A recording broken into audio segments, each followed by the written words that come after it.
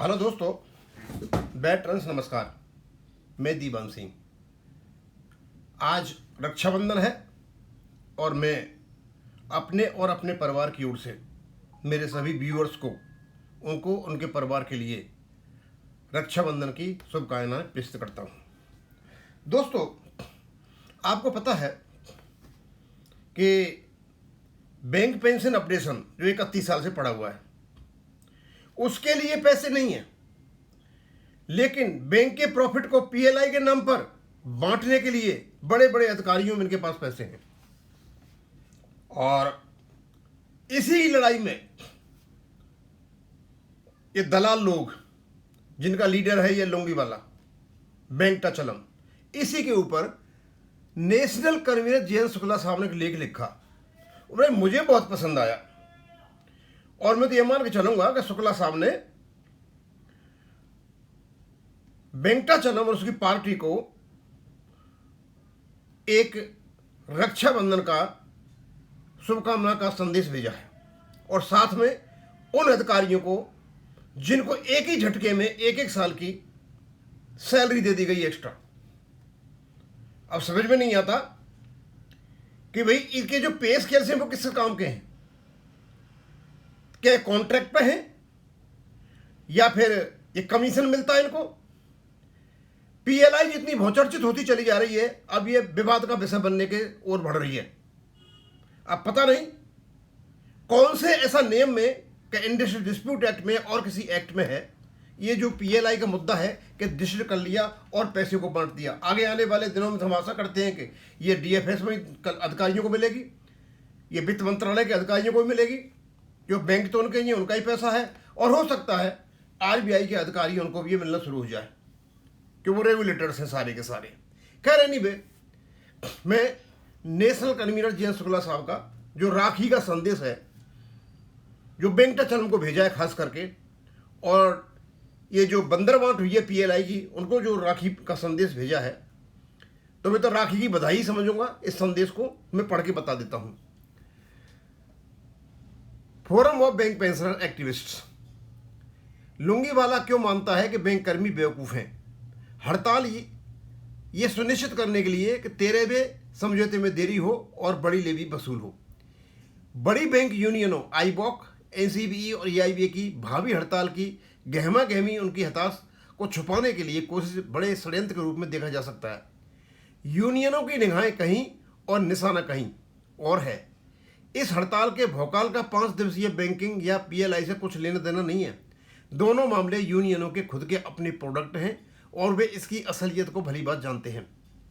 PLI management की एक चाल थी जिसमें लुंगीवाला की मिली भगत से बाकी सभी यूनियनें फंस गईं। इसे भविष्य में बैंक दर बैंक, वेतन, भत्ते, सेवा की शर्तों आदि के लिए एक शुरुआती कदम के तौर पर देखा जाना चाहिए था। समझने की जरूरत थी कि जो बैंक बेज लोड को लेकर इतनी मगजमारी कर रही थी, वहीं बैंक अपनी तरफ से पीएलआई की पेशकश क्यों करने लगी थी। समझना चाहिए था कि अचानक ऐसा हृदय परिवर्तन, उदारता क्यों क्यों क्यों क्यों थी। दरअसल ये लुंगीवाला की मिली भगत से आईबीए की एक दूरगामी चाल थी जिसमें आईबीए सफल हो गया। आज पीएलआई के कारण पब्लिक सेक्टर बैंक घोर असंतोष की चपेट में है। हर बैंक में खलबली, असंतोष, आक्रोश, और क्योंकि 12 सार्वजनिक बैंकों के बीच एक ही बैंक के अलग अलग कैडर और स्केल के अधिकारियों और कर्मचारियों के बीच पीएलआई की गहरी खाई खुद गई है। इसमें सभी अधीनस्थ क्लर्कों और स्केल तत्व के अधिकारी जिन्हें 15 दिन की पीएलआई दी गई है, उनमें भारी असंतोष एवं आक्रोश है। ये वही समूह है जो शाखाओं में काम करता है जब बैंकिंग का वास्तविक कारोबार होता है, जहां से मुनाफा कमाया जाता है। इस समूह को 15 दिन की पीएलआई देकर उनके साथ भिखारियों जैसा सलूक किया गया है। दूसरी तरह बैंक निष्पादन से सीधे कोई योगदान नहीं करते, बस आरामदेह माहौल में बैठे हुक्म चलाते रहते हैं। उन्हें 365 दिन की पीएलआई दी गई है, यानी एक ही झटके में उन्हें पूरे साल की सैलरी पीएलआई में दी गई है।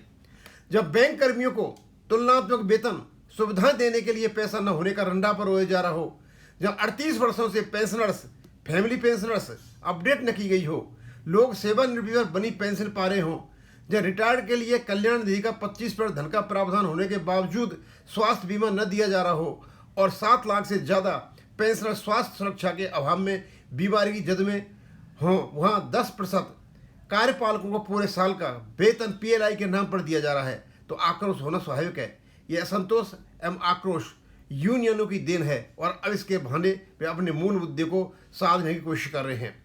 हड़ताल के भौकाल का पीएलआई या 5 दिवसीय बैंक से कोई संबंध नहीं है। इस तांडव का उद्देश्य बैंकिंग में असंतोष खड़ा कर अगले वेतन समझौतों को 12 महीने में तय करने तथा 1/11/2027 से नया फॉर्मूला समझौता लागू करने डीएफएस के निर्देश को कामयाब नहीं होने देना है। जैसा सब जानते हैं कि वेतन समझौतों वर्षों की देरी से संपन्न होने की परंपरा थी।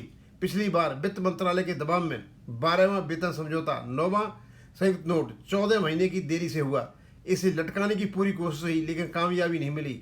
12वें वेतन समझौते के सहमति पत्र पर 7/12/2023 को हस्ताक्षर हुए। फाइनल समझौता के लिए 180 दिन का समय लिया गया लेकिन सरकारी दबाव में जो 90 दिन में करना पड़ा।